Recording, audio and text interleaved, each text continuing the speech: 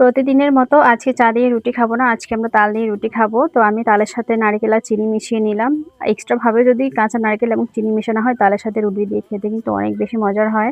এরপর আমি রান্নার ব্যবস্থা করতেছিলাম। তো আজকে ঘরে সেরকম তরকারি ছিল না। তো আমি চাল কুমড়ো গাছ থেকে একটা চাল কুমড়োর আগা নিয়েছি আর পুঁইশাক গাছ থেকে ২-৩ টা আগা নিয়ে নিলাম। তো এটা দিয়ে আজকে আমার আব্বুর জন্য সুন্দরভাবে রান্না হয়ে যাবে। আসলে গ্রামে থাকার কিন্তু অনেক ধরনের অনেক সুবিধা পাওয়া যায়। যখন ঘরে কোনো তরকারি থাকে না, তখন ঘরের আশেপাশে এরকম খুঁজলে অনেক কিছু পাওয়া যায়।